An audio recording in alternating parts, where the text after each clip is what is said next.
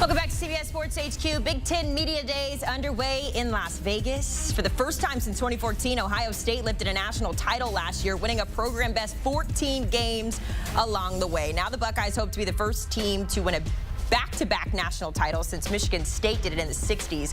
More on that in a minute. Of course, the Buckeyes, one of a handful of teams speaking today as we get you set for Media Days. And to do so, we've got our incredible crew of Cover 3 podcast, former players, all the things, as we welcome in Josh Pate, Danny Kanell, and Bryant McFadden joining us from work out in Las Vegas. Guys, appreciate the time. We're going to keep this pretty Buckeyes heavy in this segment. We're going to start with Ryan Day and Ohio State being the team to beat. And look, we know, and Josh, I'll come to you first on this one. We know that in this era of college football, it's all about the team that has the most expensive roster and how far we can go with all the NIL money. But we've seen when it comes to Ohio State, some roster turnover, some changes, other teams have caught up.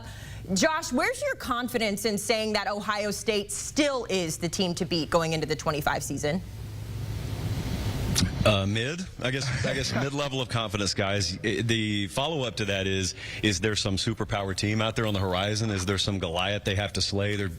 Perceptionally, there's really not, and that's kind of a theme for the Big Ten. That's a theme for the SEC. Like, that's a theme all across the country. I think the skill right now, as you mentioned, is they're acquiring talent that builds a roster that climbs up the ladder enough to where they can reach the belt every year. Like Oregon can reach the belt every year. Now, are they going to grab it? They did last year. Very flawed team, very flawed regular season. They peaked at the right time.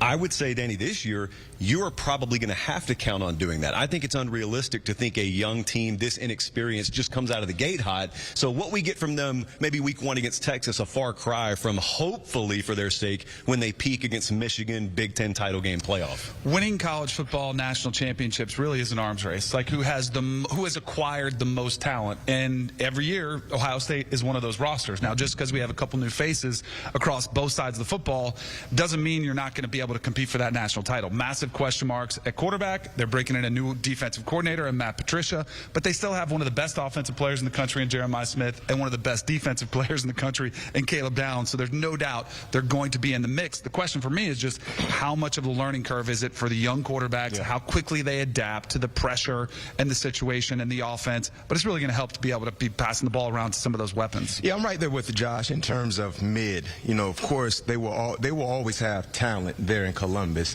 The difference between this 2025 team compared to 2024 a year ago, in my opinion, is experienced talent, right? When you look at the slew of transfers they got into the program, starting with Will Howard, he had an abundance of talent playing college football at a high level throughout his collegiate career at Kansas State. So now you talk about some of the younger talented players. They're going to be called to really show up early, week 1. But I agree with you also, Josh. The team that we watch week 1 against Texas won't be the same team we watch in mid-October, November football. So let's get to that week 1 rematch. Of course, they're taking on Texas. It's a college football playoff semifinal matchup there. So we've seen this matchup play out before. But Danny, obviously the 2024 edition of this matchup is going to look a little bit different than the 2025 one. So when we talk about Ohio State and Texas opening the college football season, what's the feeling you get about how this one is going to go?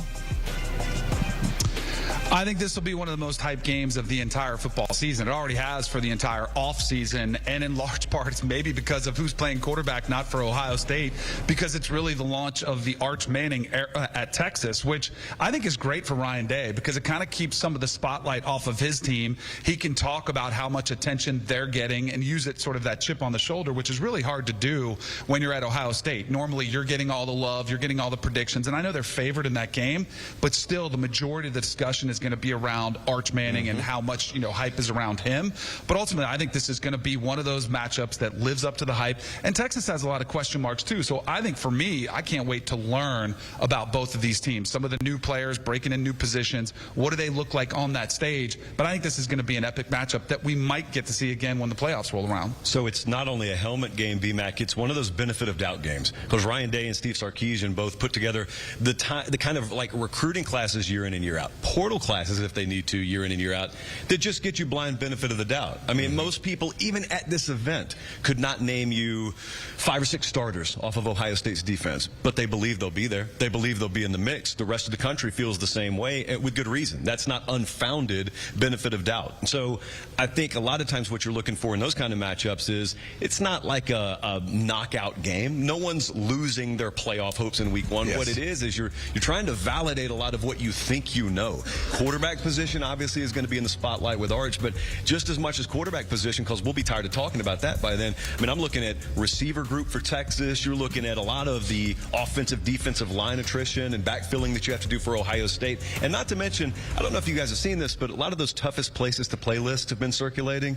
And the shoe has really fluctuated in terms of difficulty, non-difficulty. It's going to be an early kickoff for them, which they love in Big Ten country. I can't wait to see how they perform. Yeah, once upon a time when you have these type of matchups early in the season, this would be a determining factor in who could get into the playoffs. But now when we're looking at the playoff structure, Josh, to your point, this will not determine who gets in and who won't get in. I think this is more of a message game because there are so many new faces and new places for either side, especially the quarterback position. It's almost like sending a message to college football, to the college football world. Like, yes, we have a dude, we have a guy. And of course, every year, early college football, you will hear a name that you don't really know of, right? But week 1 is where they really stamp their name of approval, like I'm a big-time playmaker for this said team. And I love seeing these storylines unfold in week 1. But yes, I do agree with you, Danny. I think this could be a rematch of what we might see in January football in terms of college football playoffs when they kick off. So I'm really hyped about this game.